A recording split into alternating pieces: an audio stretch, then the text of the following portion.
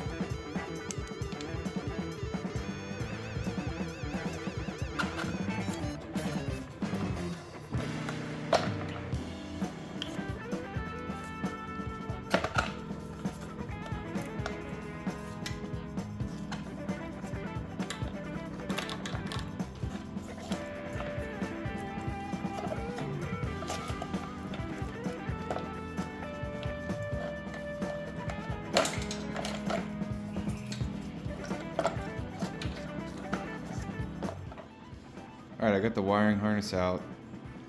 Everything looks to be in good condition. I do have to, I forget where it is, those black and yellow wires, I'm gonna have to splice them, or not splice them, but cap them off, because those were the original carburetor heater wires, and I don't need that anymore. Everything runs fine without it. I'm gonna leave these in here. They come out pretty easily though. I may be able to pull them out. Smash this trying to get the carburetor out, so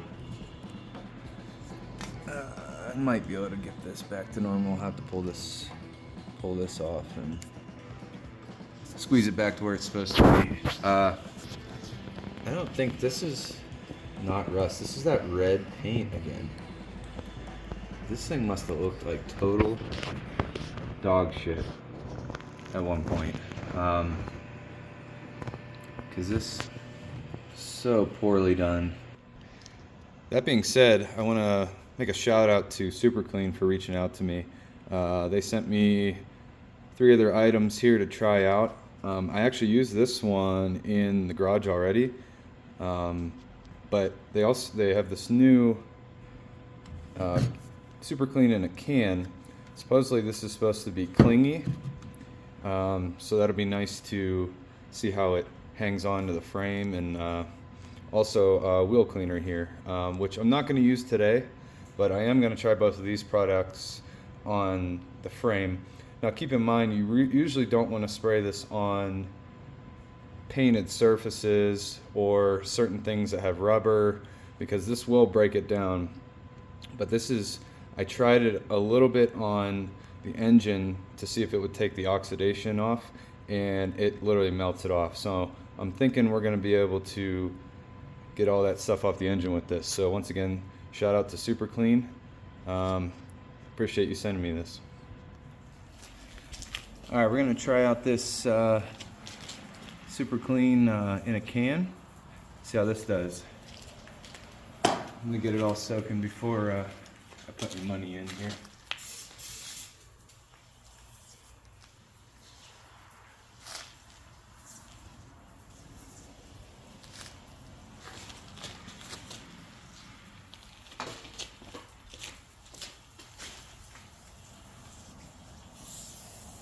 It is nice that it foams.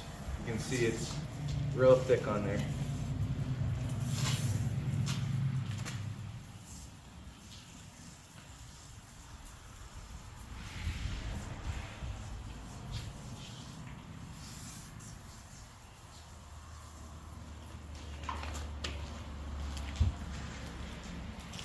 I'm going to use a little brush to kind of rub it in.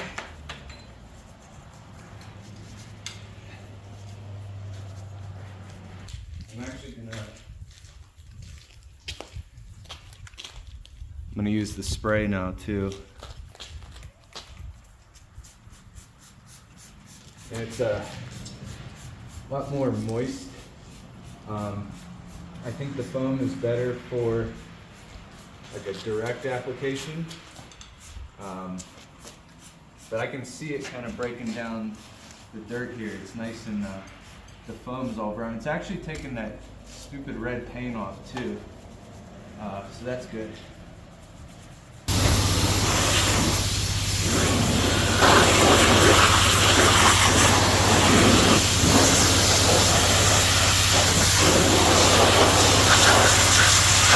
The Super Clean actually did a great job getting the red paint off and that caked on grease that's been on there for 10 years. There was still a little bit on there, and I could have spent a lot more time, but it does a really good job at breaking down all that oxidation. So I do recommend the product. Okay, it's about 2 months later. You know, I took a break from filming because sometimes I need to be in the zone, and I get tired of setting up everything. You know, I understand that's why I'm doing these videos, but anyways, so from here on I'm going to do videos because this is like the intricate details and then the first ride. But here's what it looks like. So I've done a ton of work. Here's those forks cleaned up here. They look pretty good. I got new fork seals. You can see the forks, I used a wire brush, and I just have the axle through so it'll hold it up. I mounted this old style headlight, which actually looks pretty cool. Haven't wired it up yet, but that is next. Got these fabric coated.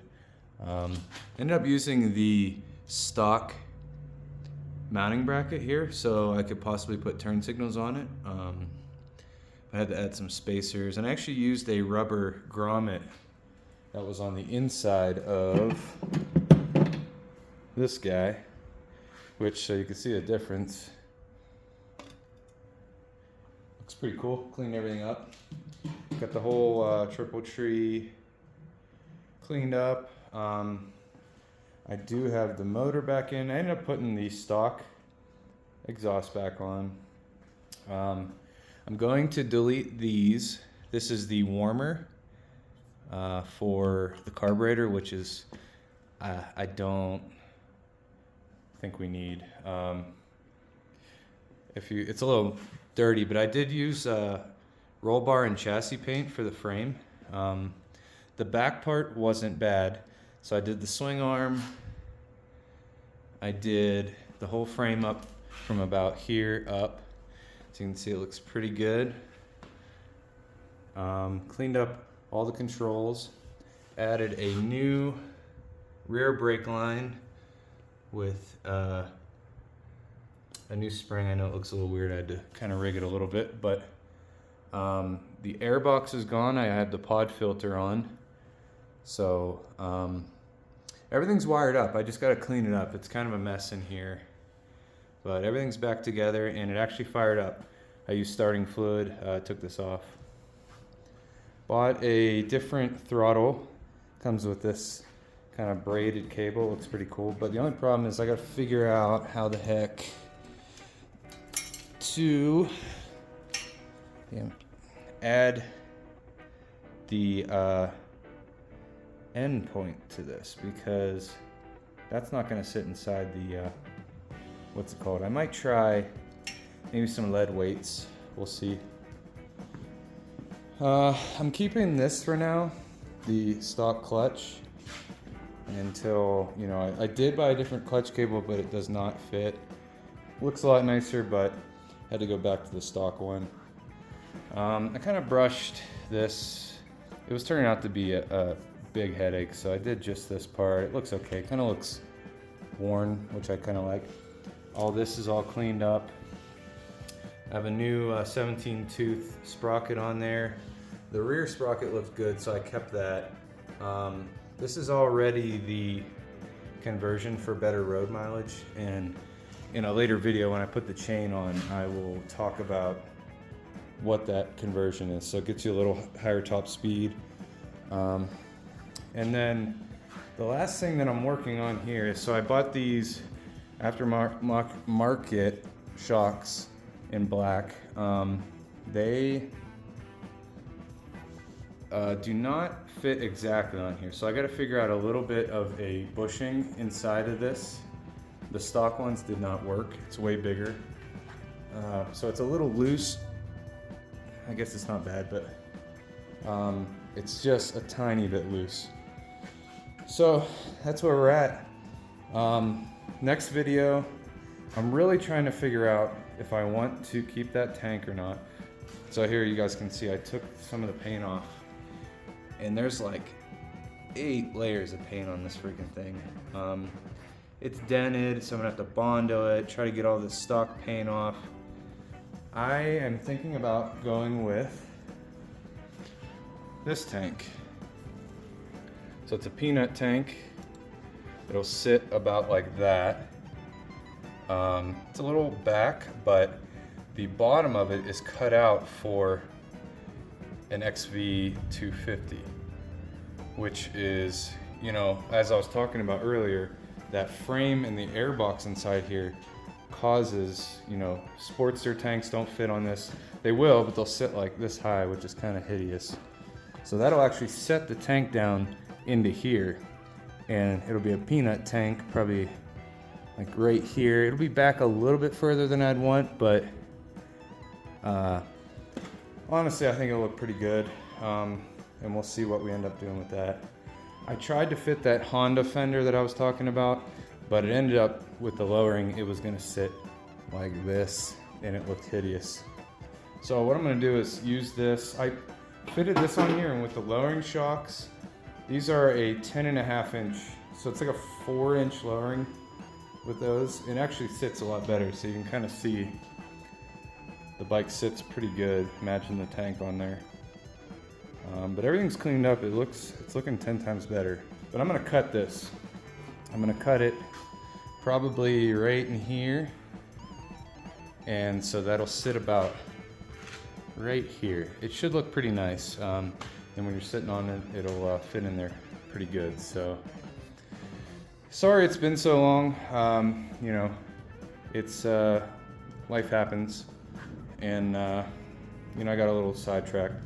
But I did get a new toolbox, which is pretty cool. It's taller than me. But at Home Depot, it was in the scratch and dent. I think it had a little scratch on it. And I got it for $650. This is a huge toolbox. It's got the self-closing drawers, which is cool. Got the outlets up here and magnetic back, and pretty nice. It also is a little bent, so this tab does not fit down into here. So I gotta figure out what to do with that if I ever have to move it. But so yeah, a little bit of a life update, and yeah, if you guys have any questions about this bike, or let me know if you think I should finish that tank or if I should get that peanut tank and paint it, which would be a lot easier. Yeah, so we'll be taking this out beginning of June. We're doing a camping trip to that edge of the world that I went to. I went to possibly get a KLR, but the dealership markups were almost $3,000, so I'm gonna pass. So I'm working on possibly getting another project, so I'll keep you guys in the loop. But until next time, peace.